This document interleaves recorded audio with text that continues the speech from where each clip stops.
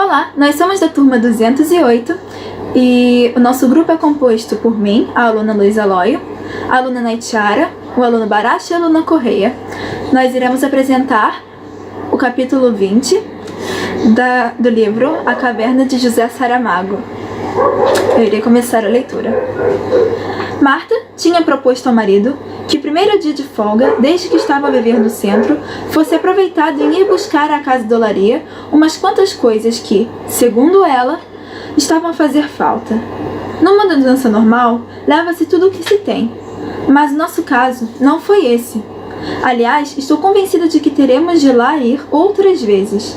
E no fundo, até tem certa graça. Podemos passar a noite na nossa cama e vir na manhã seguinte, como fazias dantes. Marcel respondeu que não lhe parecia bem estarem a criar uma situação em que acabariam por não saber onde realmente moravam. O teu pai parece querer dar-nos a impressão de que anda muito divertido a descobrir os segredos do centro. Mas eu conheço. Atrás daquela cara, a cabeça continua a trabalhar. Não me disse uma única palavra sobre o que se passou em casa da Isaura. Fechou-se totalmente. E não foi esse nunca o seu costume. De maneira ou outra, mesmo irritado, mesmo com maus modos, sempre acabava por se abrir comigo. Penso que se fôssemos agora à casa, talvez lhe servisse de ajuda. Com certeza quereria ver como está o achado. Conversaria outra vez com ela. Muito bem. Se essa é a tua ideia, iremos. Mas lembra-te do que vou te dizer. Ou moramos aqui, ou moramos na olaria. Pretender viver como se os dois lugares fossem um só, será como morar em parte nenhuma. Talvez, para nós, vai ter de ser assim. Assim como? Morar em parte nenhuma. Todas as pessoas precisam de uma casa, e nós não somos uma exceção. A casa que tínhamos foi-nos tirada. Continua a ser nossa, mas não como foi antes. Agora a casa é esta. Marta olhou ao redor e disse: Não creio que o venha a ser alguma vez. Marçal encolheu os ombros. Pensou que estes algozes são gente difícil de compreender, mas que, ainda assim, por nada deste mundo os trocaria. Dizemos teu pai? Perguntou. Só a última hora, para não ficar a moer-se por dentro durante muito tempo e a envenenar o sangue. Cipriano Algor não chegou a saber que a filha e o genro tinham projetos para ele. O dia de folga de Marçal Gacho foi cancelado, e o mesmo sucedeu aos seus colegas de turno.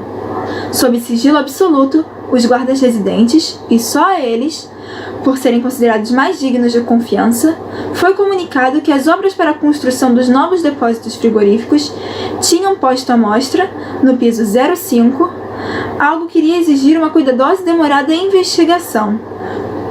Por agora, o acesso ao lugar está condicionado, disse o comandante aos guardas.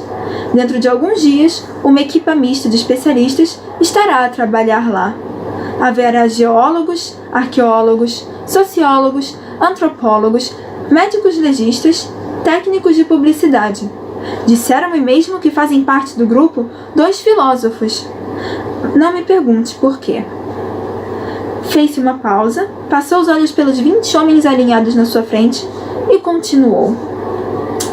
Estão proibidos de falar, seja quem for, do que acabei de lhes comunicar, nem do que vierem a ter conhecimento no futuro. E quando digo seja quem for, é mesmo seja quem for mulheres, filhos, pais. Segredo total e absoluto é o que vos estou a exigir. Entendido? Sim, senhor, responderam em coro os homens. Muito bem. A entrada da gruta, tinha me esquecido de dizer que se tratava de uma gruta, estará guardada dia e noite, sem interrupção, em turnos de 4 horas. Neste quadro, podem ver a ordem por que será feita a vigilância. São 5 horas da tarde. Às 6 começamos. Um dos homens levantou a mão. Queria saber, se era possível, quando tinha sido descoberta a gruta e quem estivera a guardá-la desde então. A entrada da gruta foi descoberta hoje de manhã, quando se estava a mover manualmente a terra. O trabalho foi interrompido, ato contínuo, e a administração informada. A partir desse momento, 3 engenheiros da direção de obra mantiveram-se no local todo o tempo. Há alguma coisa dentro da gruta? Quis saber outro guarda. Sim, respondeu o comandante. Tereis ocasião de ver do que se trata com vossos próprios olhos. É perigoso? Convém irmos armados? Perguntou o mesmo guarda. Tanto quanto se sabe, não existe qualquer perigo. No entanto, por precaução, não deveis tocar nem chegar-vos demasiado perto. Ignoramos as consequências que poderiam resultar de um contato. Para nós ou para o que lá está? Decidiu-se Marçal a perguntar. Para uns e para outros. Há mais do que um na gruta. Há mais do que um na gruta? Sim, disse o comandante, e o seu rosto mudou de expressão. Depois, parecendo fazer um esforço sobre si mesmo, continuou. E agora, se não tem outras questões a pôr, tomem nota do seguinte. Em primeiro lugar, quanto à dúvida de irmos armado ou não, considero suficiente que levem um bastão. Não porque pense que tenham necessidade de o usar, mas para que se sintam mais confiantes. O bastão é como uma peça de roupa fundamental.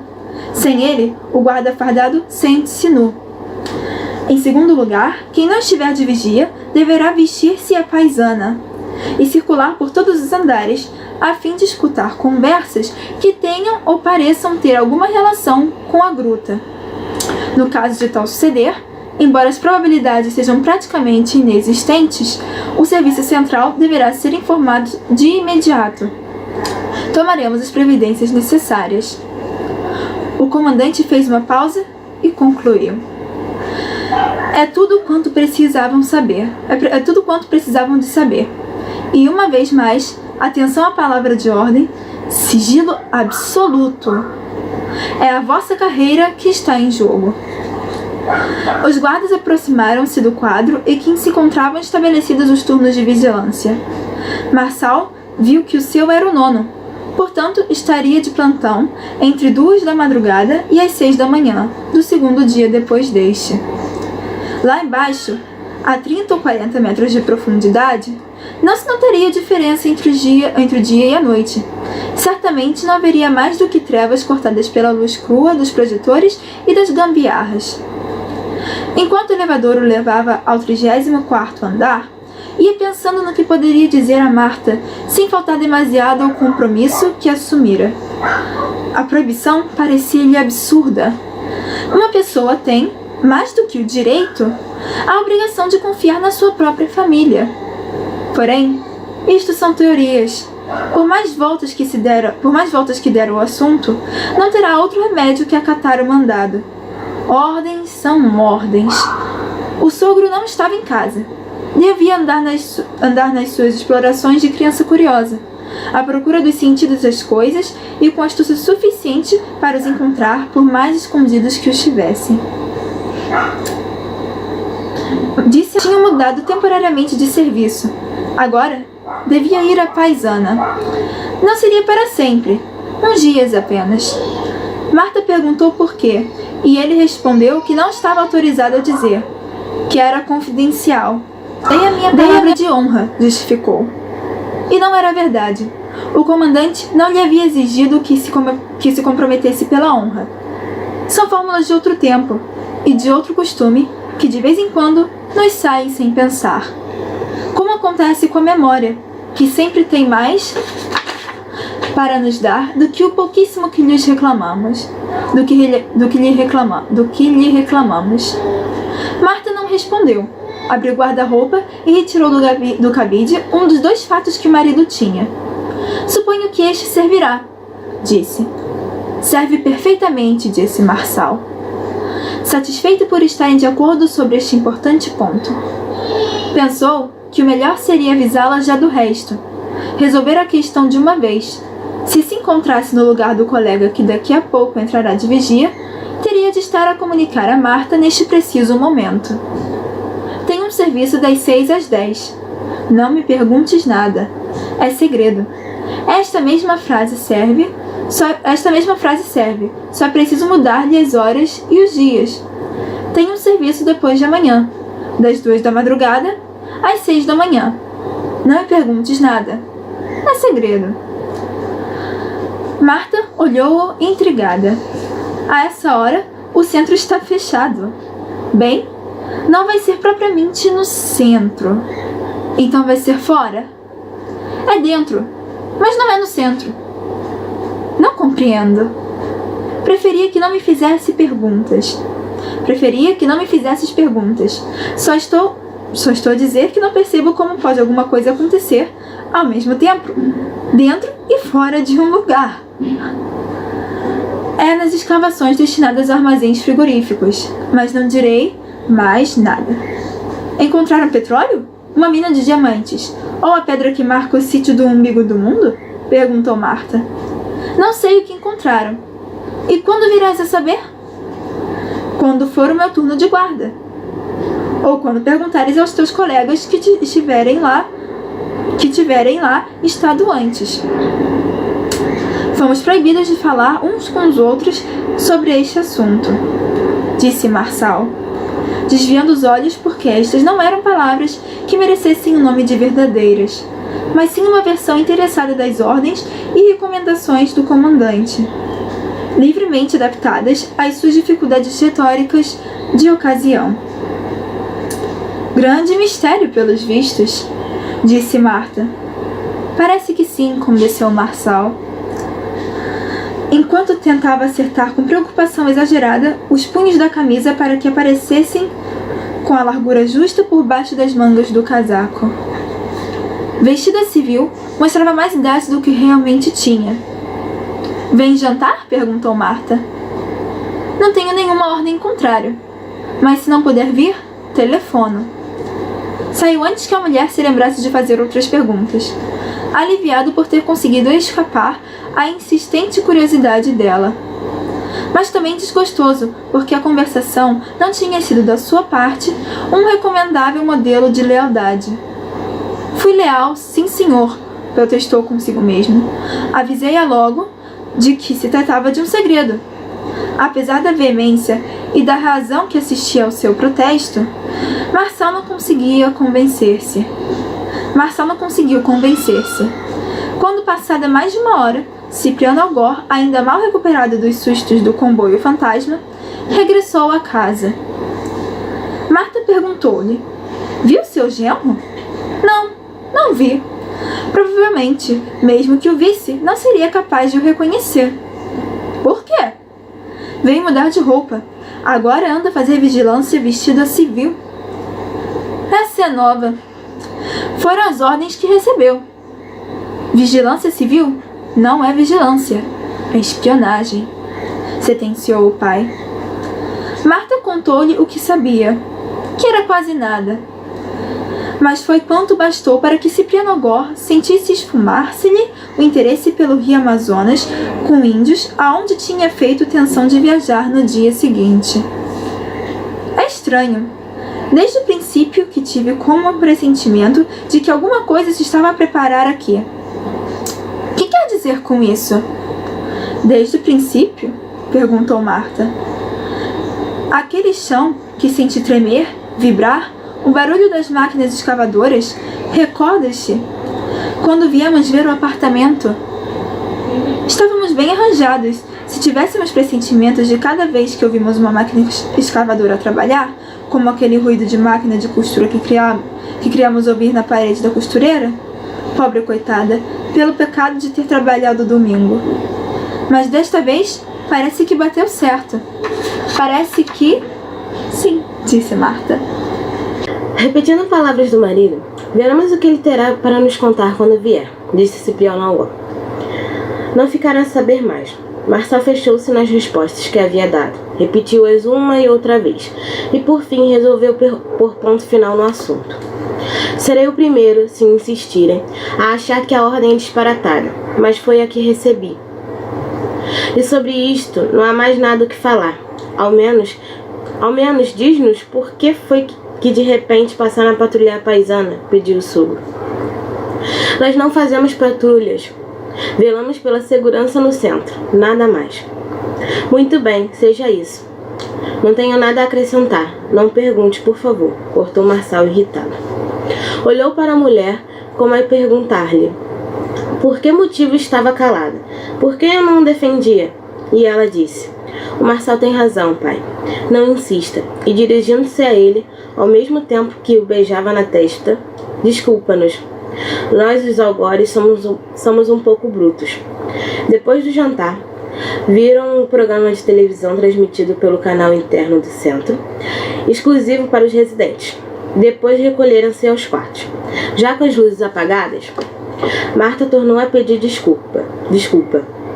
Marçal lhe deu um beijo, e se não seguiu adiante com os segundos e terceiros, foi por ter percebido a tempo que, por esse caminho, acabaria por lhe contar tudo. Sentada na cama, com a luz acesa, Cipriano Angó pensara e tornara a pensar, para concluir que tinha de descobrir o que se passava nas profundezas do centro. Que, se havia ali outra porta secreta, ao menos desta vez não poderia dizer-lhe de que outro lado dela não havia nada. Voltar à carga com Marçal não valia a pena. Além disso, era uma injustiça que estava a fazer ao pobre moço. Se tinha ordens para não falar e as cumpria, devia a carga com Marçal não valia a pena. Além disso, era uma injustiça que estavam a fazer ao pobre moço. Se tinha ordens para não falar e as cumpria, devia era ser felicitado por isso. Não submetê-lo às várias impúdicas modalidades de chantagem sentimental, em que as famílias são exímias. Eu sou teu sogro, tu és o meu genro, conta-me tudo. Marta tinha razão, pensou. Nós, os algozes, somos bastante brutos. Amanhã deixaria tranquilo o rio Amazonas com índios e dedicar-se-ia a percorrer o centro de uma ponta a outra a ouvir as conversas da gente. No essencial, um segredo é mais ou menos como a combinação de um cofre. Embora não tenhamos conhecido dela, sabemos que se compõe de 6 dígitos, que é possível até que se repita algum ou alguns deles, e por muitos números, o centro de uma ponta a outra, a ouvir a conversa da gente. No essencial, um segredo é mais ou menos como a combinação de um cofre. Embora não tenhamos conhecido dela, sabemos que compõe de 6 dígitos, que é possível até que se repita algum ou alguns deles, e que por isso, muitos numerosas que sejam as sequências possíveis, não são infinitas. Como em todas as coisas da vida, é uma questão de tempo e de paciência. Uma palavra aqui, outra palavra colar, um subentendido, uma troca de olhares, um súbito silêncio, pequenas gretas dispersas que se vão abrindo no muro. A arte do devassador está em saber aproximá-las, em eliminar as arestas que as separam. Chegará sempre um momento em que nos perguntaremos se o sonho, a ambição, a esperança secreta dos segredos não serão, afinal, a possibilidade, ainda que vaga, ainda que longínqua, de deixarem de o ser. Cipriano Angó despediu-se. Apagou a luz. Pensou que iria ter uma noite de insônia, mas ao cabo de 5 minutos já dormia num sono tão espesso, tão opaco, que nem sequer a Isaura Madruga havia podido espreitar a última porta que nele se cerrava. Quando Cipriano Angó saiu do quarto, mais tarde do que era seu hábito, o genro já tinha saído para o trabalho. Ainda meio sonolento, deu os bons dias à filha, sentou-se para tomar um pequeno almoço, e nesse instante o telefone tocou. Marta foi atender e logo voltou. É para si. O coração de Cipriano Angó deu um salto. Para mim? Quem é que pode querer falar comigo? Perguntou. Já é certíssimo de que a filha lhe iria responder. É a Isaura, mas o que ela disse foi: é do departamento de compras, um subchefe. Indeciso entre a decepção de a chamada não vir de quem gostaria e o alívio de não ter de explicar à filha a razão destas intimidades com a vizinha, embora não devamos esquecer que poderia simplesmente tratar de algum assunto referente ao achado, a tristeza da ausência, por exemplo. Cipriano Angó dirigiu-se ao telefone, disse quem era, e daí pouco tinha no outro extremo da linha o subchefe simpático. Foi uma surpresa para mim saber que tinha passado a viver no centro. Como vê, o diabo nem sempre está atrás da porta. É um velho ditado. Mas muito mais verdadeiro do que se imagina. De fato, assim é, disse Cipriano ao Gor. O motivo desta chamada é pedir-lhe que passe por aqui hoje à tarde, para lhe pagarmos as estatuetas. Que estatuetas? As 300 que nos tinha entregado para o inquérito? As 300 que nos tinha entregado para o inquérito. Mas esses bonecos não foram vendidos, portanto não há nada a pagar. Meu caro senhor, disse o subchefe com inesperada severidade na voz. Permita-nos que sejamos nós os juízes desta questão. Seja como for, fique desde já sabendo que ainda quando um pagamento represente um prejuízo de mais de 100%, como aconteceu neste caso, o centro liquida sempre as suas contas. É uma questão de ética. Uma vez que agora vive conosco, poderá começar a compreender melhor. Muito bem, só não percebo como um prejuízo sobe a mais de 100%. Por não pensarem nestas coisas é que as economias familiares vão à ruína. Foi pena não ter sabido antes. Aponte lá. Em primeiro lugar, vamos pagar as estatuetas pelo exato valor que nos foi debitado. Nem um centavo a menos. Até aí já alcançou o meu entendimento. Em segundo lugar, obviamente, também teremos de pagar o inquérito, isto é, os materiais usados, as pessoas que analisaram os dados. O tempo todo,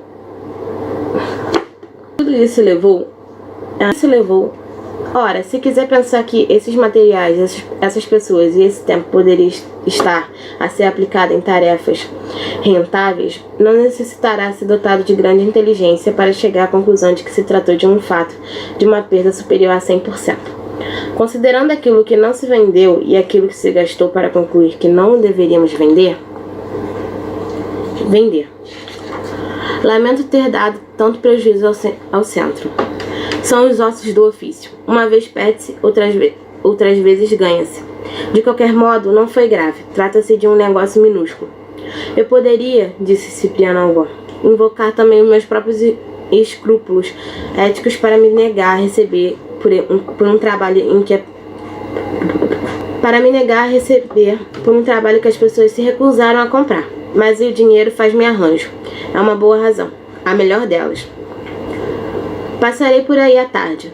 Não precisa de perguntar por mim.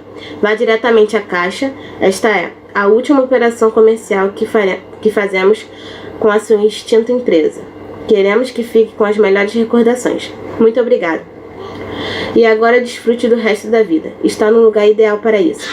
Também me tem parecido, senhor. E agora desfrute do resto da vida. Está no lugar... Desculpa. Desfrute do resto da vida. Está no lugar ideal para isso. Também me tem parecido sempre. Aproveite a maré de sorte. É o que estou a fazer. Cipriano Algor usou o telefone. Pagam-nos os bonecos. Disse. Não perdemos tudo. Marta fez um gesto de cabeça que poderia significar qualquer coisa. Conformidade, discordância, indiferença, e retirou-se para a cozinha.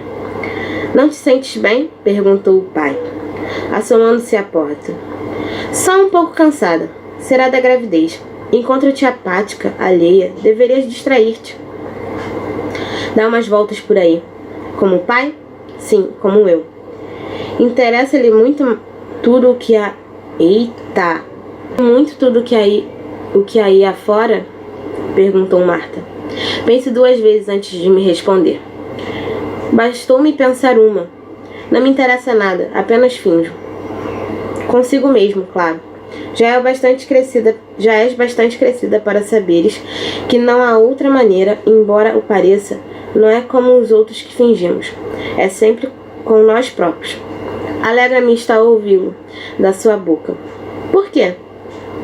Porque confirma o que andava a pensar de ti no assunto da Isaura Madruga. A situação modificou-se. Ainda mais me alegra. Se a ocasião chegar, direi. Agora sou como Marçal, uma boca fechada. A expedição auricular de Ciprião Nagor não obteve qualquer resultado. Depois, durante o almoço, por uma espécie de acordo tácito, nenhum dos três ousou tocar no melindroso assunto das escavações e do que lá teria sido encontrado. Sogro e genro saíram ao mesmo tempo. Marçal para retomar o seu trabalho de escuta e espionagem, tão infrutífero provavelmente como havia sido. A um e a outro da manhã. E Ciprião Nagor para perguntar pela primeira vez como do interior do centro se chegava ao departamento de compras. Percebeu que seu distintivo de residente também ele era como um retrato de impressão digital. Proporcionaria certas facilidades de circulação. Quando o guarda a quem fez a pergunta lhe indicou o caminho, como se da coisa mais natural do mundo se tratasse, vá por este corredor, sempre à direita. Quando chegar ao fim dele, só terá de seguir as indicações. Não tem nada que errar, disse. Estava no piso térreo. Em algum ponto do percurso teria de abaixar o nível do subterrâneo, onde, em tempos mais felizes, juízo que descerta o subchefe simpático não partilharia. Se apresentava para descarregar os seus pratos e as suas canecas. Uma seta e uma escada rolante disseram-lhe por onde ir. Estou a descer, pensou. Estou a descer, repetia e logo que é evidente que estou a descer. Para isso é que as escadas servem. Quando não estão a servir para subir numa escada, aqueles que não descem, sobem, e aqueles que não sobem, descem. Parecia ter alcançado uma conclusão irrespondível, daquelas que não existe qualquer possibilidade de contestação lógica, mas de súbito, com a fulgurância e a instabilidade do relâmpago, um outro pensamento lhe cruzou a cabeça. Descer até lá. Sim, descer lá. A decisão que Ciprião Nagor acaba de tomar é de que esta noite intentará ir onde Marçal está a fazer a sua guarda, entre as 2 da madrugada e as 6 da manhã. Não esqueçamos o bom senso e a prudência, que nestas situações sempre tem uma palavra a dizer. Já lhe perguntaram como imagina ele que, sem conhecer os caminhos, conseguirá chegar a um lugar tão recôndito, e ele respondeu que as combinações e as composições dos acasos, sendo efetivamente muitíssimas, não são íntimas. Então, como imagina ele que, sem conhecer os caminhos, conseguirá chegar a um lugar tão recôndito?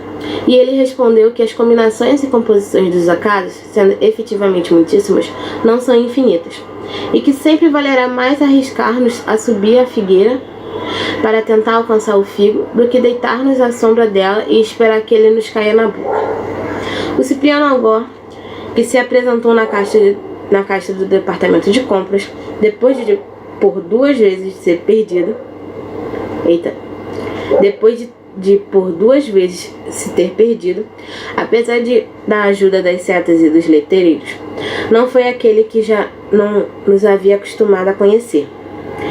Se as mãos lhe tremeram tanto, não foi pela excitação mesquinha de estar a receber pelo seu trabalho um dinheiro com que não tinha contado, mas porque as ordens e orientações pelo seu trabalho um dinheiro com que não tinha contado, mas porque as ordens e orientações do cérebro, ocupado agora em assuntos de mais transcendente importância, chegavam desconexas, confusas, contraditórias aos respectivos terminais. Quando regressou à área comercial do centro, parecia um pouco mais tranquilo. A agitação tinha-lhe passado para o lado de dentro. Dispensado de preocupar-se com as mãos,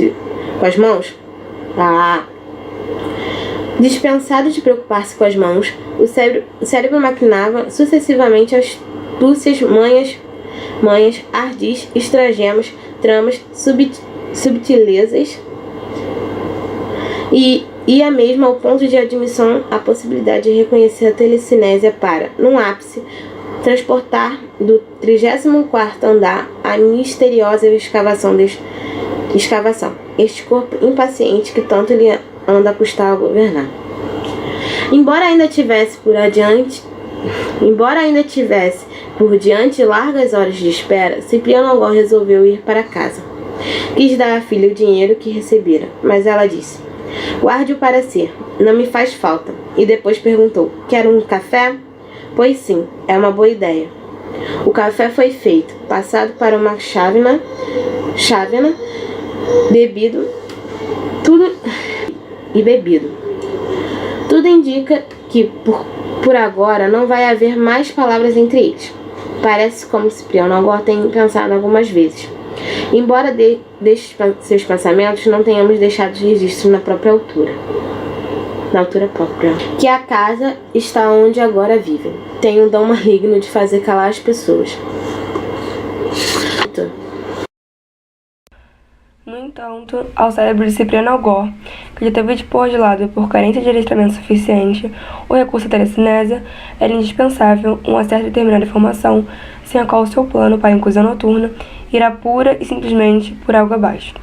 Por isso lança a pergunta, enquanto, como se estivesse distraído, vai mexendo com a colher o resto de café que ficou no fundo da chavena. Sabes a que profundidade se encontra a escavação? Por que quer sabê-lo? Simples curiosidade, nada mais. Marçal não falou disso. Cipriano Algor disfarçou melhor do que pôde a contrariedade e disse que ia dormir uma siesta. Passou a tarde toda no quarto e só saiu quando a filha o foi chamar para comer. Já Marçal estava sentado à mesa, até o final do jantar, tal como sucedera no almoço. Não se falou da escavação. Foi só quando Marta lembrou ao marido: "Devias dormir até a hora de desceres, mas passar a noite em claro." E ele respondeu: "É demasiado cedo, não tenho sono." Que Cipriano Algor, aproveitando a deixa inesperada, repetiu sua pergunta: "A que profundidade está a escavação?" "Por que quer saber?" "Para ter uma ideia, por mera curiosidade." Marçal hesitou antes de responder, mas pareceu-lhe que a informação não devia fazer parte do grupo das estritamente confidenciais. "O acesso faz-se pelo piso 05, disse por fim. "Pensei que as escavadoras tivessem andado a trabalhar muito mais fundo." Em todo caso, sempre são 15 ou 20 metros abaixo do chão, disse Marçal. "Tem razão. É uma boa profundidade." Não se tornou a falar do assunto. Marçal não deu a impressão de ter ficado contrariado por causa da rápida conversa. Pelo contrário. Dir-se-ia até que havia ficado algo aliviado por ter podido, sem entrar em matérias perigosas e reservadas, falar um pouco de uma questão que o traz preocupado, como facilmente ele nota. Marçal não é mais o medroso do que o comum das pessoas, mas não lhe agrada a perspectiva de passar 4 horas metido num buraco, em absoluto silêncio, sabendo o que tem atrás de si. "Não fomos treinados para uma situação dessas", dissera ali um dos colegas. Oxalá os especialistas de quem falou, o comandante se apresentem rapidamente para sermos tirados desse serviço. "Tiveste medo?" perguntou Marçal. "Medo? O que se chama medo? Talvez não, mas aviso-te já de que te vais sentir. A cada momento, como se alguém atrás de ti fosse pôr uma mão no ombro.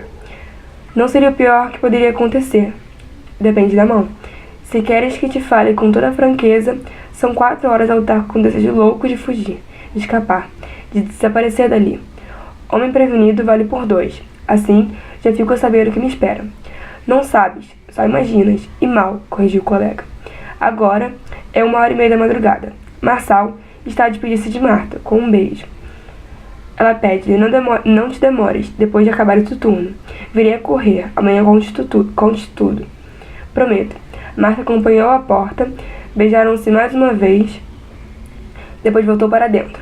Arrumou primeiro algumas coisas e foi se deitar. Não tinha sono. Dizia a si mesma que não havia motivo para preocupações, que já outros guardas tinham estado de plantão ao sítio e nada acontecera. Quantas vezes sucedeu armarem-se por da cá aquela palha uns mistérios terríveis, como se fossem autênticas bichas de 7 cabeças. E quando lá se foi ver, ao pé não era mais nada do que fumo, Vento, ilusão, vontade de acreditar no inacreditável. Os minutos passaram, o sol não andava por longe. Marta tinha acabado de dizer a si mesma que faria melhor em acender a luz e pôr-se a ler um livro, quando ele apareceu ao ouvir-se abrir a porta do quarto do pai. Como ele não tinha hábito de se levantar durante a noite, apurou o ouvido. Provavelmente queria ir para o quarto de banho. Porém, os passos daí a pouco começaram a soar, cautelosos, mas perceptíveis, na pequena sala de entrada. Cozinha beber água, pensou. O ruído inconfundível do trinco da fechadura fez-la levantar rapidamente, enfiou à pressa a bata e saiu. O pai tinha a mão no puxador da porta. Onde vai esta hora? Perguntou Marta. Por aí, disse Cipriano Algor. Tem o direito de ir aonde quiser. É maior e vacinado, mas não pode ir sem uma palavra, como se não houvesse mais ninguém na casa. Não me faça perder tempo. Por que tem medo de chegar depois das 6? Perguntou Marta. Se já sabes onde quero ir, não precisa de mais explicações. Ao menos, pensa que pode vir a criar problemas com seu genro. Como tu próprio dissestes, sou maior e vacinado. O Marçal não pode ser responsabilizado pelos meus atos. Talvez os patrões deles vissem de outra opinião. Ninguém me verá, e no caso de aparecer alguém a mandar-me para trás, digo-lhe que padeço de sonambulismo. As suas graças vêm totalmente fora de propósito nesse momento.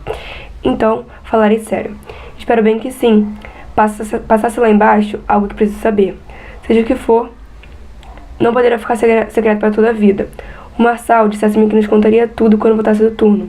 Muito bem, mas a mim, uma descrição não me basta. Quero ver com meus próprios olhos. Sendo assim, vá. Vá e não me atormente mais, disse Marta já a chorar. O pai aproximou-se dela, passou-lhe um braço pelos ombros, abraçou-a. Por favor, não chores, disse. O pior de tudo, sabes, já não somos o mesmo desde que nos mudamos para aqui. Deu-lhe um beijo, depois saiu fechando a porta devagar. Marta foi buscar uma manta e um livro. Sentou-se num pequeno sofá da sala, cobriu os joelhos, não sabia quanto tempo iria durar a espera. O plano de Cipriano Algor não podia ser mais simples. Tratava-se de descer no monta-cargas até o piso 05 e, a partir daí, entregar-se à sorte e ao caso.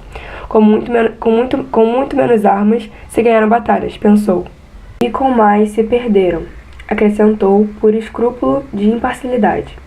Tinha reparado que os monta-cargas, provavelmente pelo fato de se destinarem quase em exclusivo ao transporte de materiais, não estavam providos de câmeras de vídeo, pelo menos que se desse por elas, e se alguma houvesse, daquelas minúsculas e disfarçadas. O mais certo era que a atenção dos vigilantes da central se encontrasse fixada nos acessos exteriores e nos andares comerciais e de atrações. Se estivesse equivocado, não tardaria a sabê-lo. Em primeiro lugar, supondo que os andares de habitação acima do nível do solo formavam um bloco com 10 andares subterrâneos, convinha-lhe usar um monta-cargas que mais perto estivesse da fachada interior, para não ter de perder tempo à procura de um caminho entre os 1000 computadores de todo tipo e tamanho que imaginava guardados abaixo do chão. Em particular, no tal piso 05 que lhe interessava. No entanto, não ficou demasiado surpreendido quando se encontrou com um espaço amplo, aberto, despejado de mercadorias que obviamente, se destinava a facilitar o acesso ao local da escavação.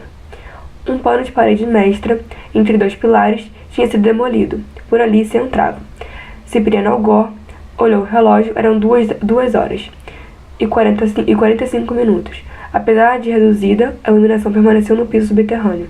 Não deixava permanecer de se alguma luz. No interior da escavação, amortecia o negrume da borracha que o ia engolir. Deveria ter trazido uma lanterna, pensou.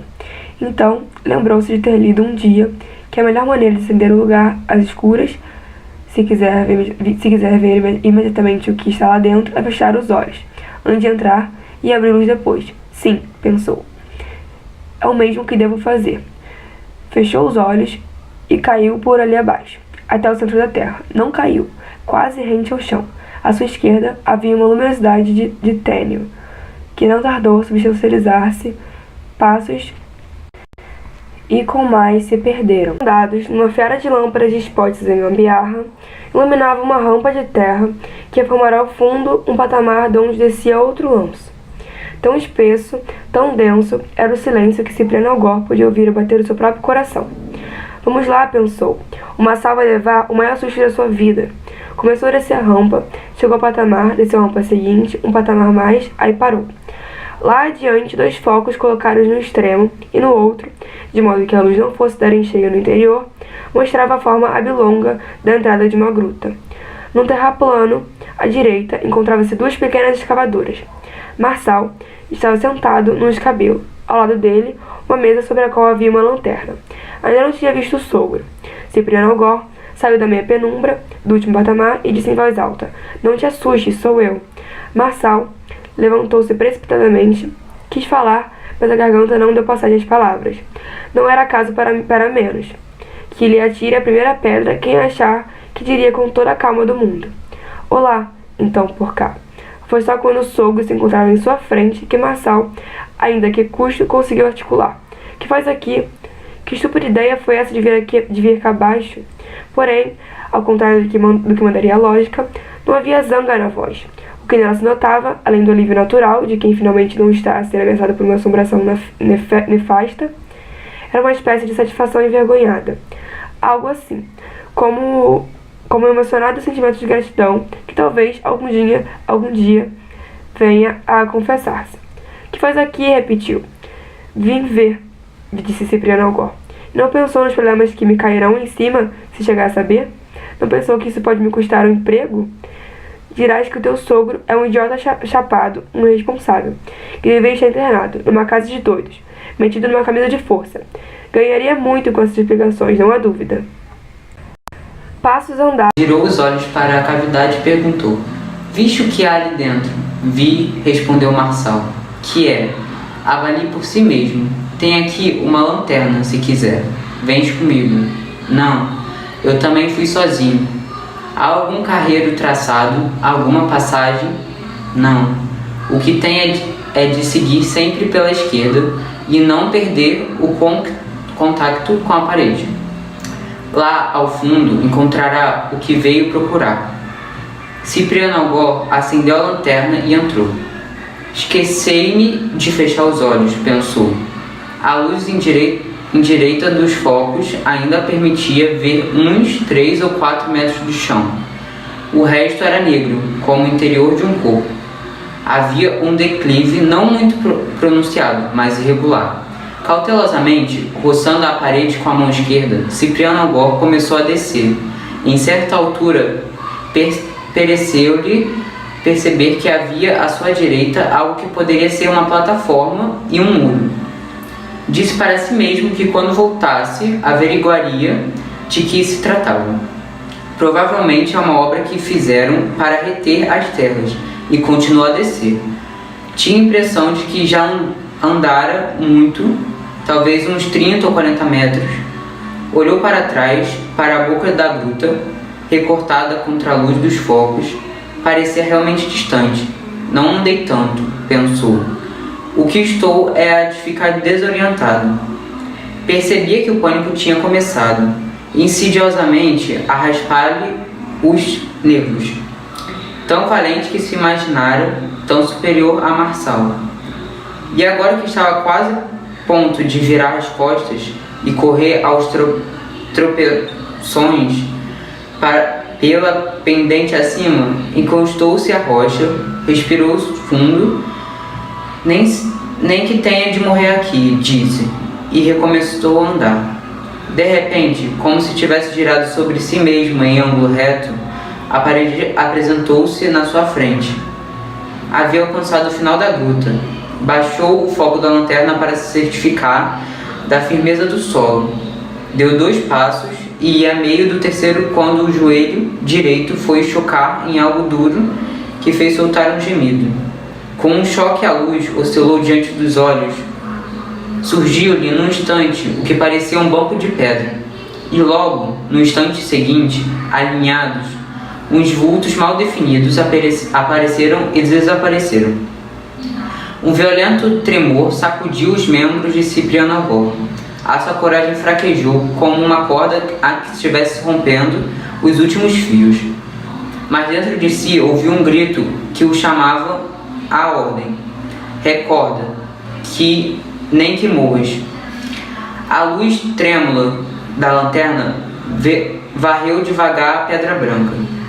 Tocou ao de leve uns panos escuros, subiu e era um corpo humano sentado ali, o que ali estava.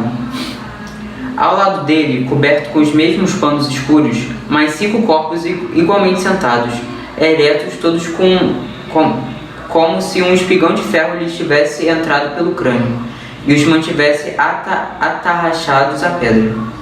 A parede lisa do fundo da gruta estava a 10 palmos da órbita encurvadas, onde os globos oculares teriam sido reduzidos a um grão de poeira. Que é isto? Murmurou Cipriano agora. Que pesadelo é este? Quem eram essas pessoas? Aproximou-se mais, passou lentamente o foco da lanterna sobre as cabeças escuras e ressequidas. Este homem, esta mulher, outro homem, outra mulher, e homem ainda, e outra mulher, 3 homens e 3 mulheres.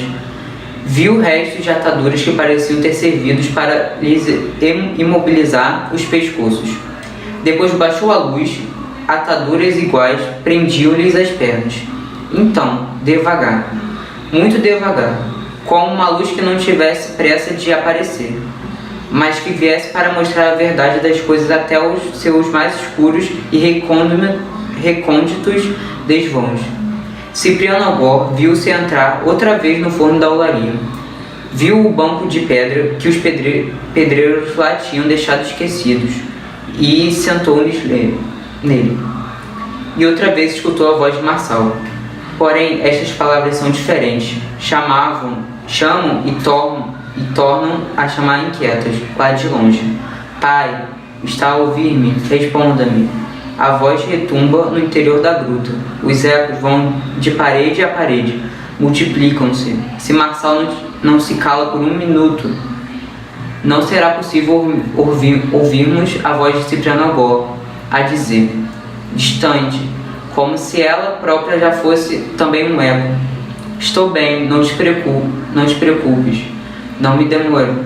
O medo havia desaparecido. A luz da lanterna acariciou uma vez, mas os míseros rostos. As mãos são só pele e osso cruzadas sobre as pernas e, mais do que isso, guiou a sua própria mão de Cipriano Agor quando ela foi tocar, com respeito que seria religioso. Se não fosse humano, Cipriano Agor tinha compreendido. Como um caminho circular de um calvário, que sempre irá encontrar um calvário adiante, a subida foi lenta e dolorosa. Marçal descera ao seu encontro, estendeu-lhe a mão para ajudar. Ao saírem da escuridão para a luz, vinham abraçados e não sabiam desde quando. Exaurido de forças, Cipriano Agor deixou-se cair no escabelo. Inclinou a cabeça sobre a mesa e, sem ruído, mal se lhe notava o estremecer nos ombros. Começou a chorar. Deixe lá, pai. Eu também chorei, disse Marçal. Daí a pouco, mais ou menos recomposto da emoção, Cipriano Agor olhou o genro em silêncio, como se naquele momento não tivesse maneira melhor de lhe dizer que o estimava. Depois perguntou, sabes o que é aquilo? Sei. Li alguma coisa em tempos, respondeu Marçal. E também sabes que o que está ali, sendo o que é, não tem realidade, não pode ser real. Sei. E contudo, eu toquei com esta mão na testa de uma daquelas mulheres. Não foi uma ilusão, não foi um sonho. Se agora ela voltasse, iria encontrar os mesmos 3 homens e as mesmas 3 mulheres, as mesmas cordas e atá-los, os mesmos bancos de pedras, as mesmas paredes em frente, se não são os outros. Uma vez que eles não existiram, que são estes? Perguntou Marçal. Não sei, mas depois que os ver, fiquei a pensar que talvez o que realmente não existia seja aquilo a que damos o nome de não existência. Cipriano Agor levantou-se devagar as pernas. Ainda lhe tremiam, mas no geral as forças do corpo tinham voltado. Disse, quando descia tive a impressão de ver, em certa altura, algo que poderia ser um muro e uma plataforma. Se tu pudesse mudar a direção e a orientação de um desses focos, Não precisou de terminar a frase. Marçal pôs-se a girar um volante, a acionar um manípulo, e logo a luz se estendeu pelo chão, fora até ir bater na base de um muro que atravessava a gruta de lado a lado, mas sem chegar às paredes. Não havia qualquer plataforma, apenas uma passagem ao longo do muro. Só faltava uma coisa, murmurou Cipriano Algor. Avançou alguns passos e de repente estacou. Aqui está, disse. No chão via-se uma grande mancha negra. A terra estava requeimada naquele local, como se durante muito tempo tivesse ardido ali uma fogueira. Deixou de valer a pena continuar a perguntar-se se eles existiram ou não, disse Cipriano Algor. As provas estão aqui. Cada qual tirará as conclusões que achar justas. Eu já tirei as minhas. O foco voltou ao seu lugar, a escuridão também. Depois, Cipriano Algor perguntou: queres que fique a fazer-te companhia? Não, obrigado, disse Marçal. Volte para casa. A Marta deve de estar por lá aflita, a pensar o pior. Até logo, então. Até logo, pai. Fez uma pausa. E logo, com um sorriso meio constrangido, como de um adolescente que, no mesmo instante em que se retrai, acrescentou: obrigado por ter vindo. Cipriano Algor olhou o relógio quando chegou ao piso 05. Eram 4h30.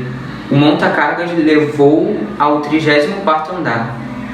Ninguém o tinha visto. Marta abriu-lhe a porta silenciosamente. Com os mesmos cuidados, tornou a fechá-la. Como está Marçal? Perguntou. Está bem, não te preocupes. Tem ali um grande homem que, digo eu, que há lá embaixo. Deixa que me sente primeiro. Estou como se tivesse levado uma tarefa. Estes esforços já não são para a minha idade. Que há lá embaixo tornou-me a perguntar. Marta, depois de se terem sentado lá embaixo, há 6 pessoas mortas, 3 homens e 3 mulheres. Não me surpreende, eram exatamente o que eu calculava, que deveria tratar-se de restos humanos. Sucede com frequência nas escavações. O que não compreendo é porque foram todos esses mistérios, tanto segredo, tanta vigilância.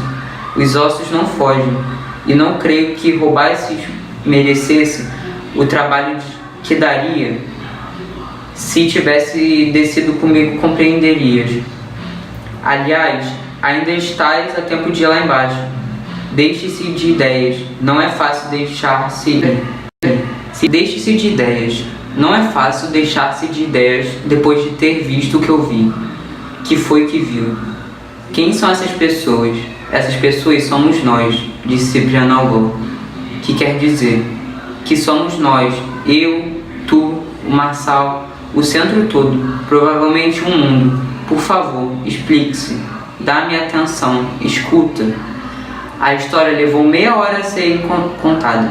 Marta ouviu sem interromper uma única vez. No fim, apenas disse: sim, creio que tem razão. Somos nós. Não falaram mais nada até chegar Marçal. Quando ele entrou, Marta abraçou-se-lhe com força. Que vamos fazer? Perguntou. Mas Marçal não teve tempo de responder. Em voz firme, Cipriano Algor dizia: vocês decidirão a vossa vida. Eu vou-me embora.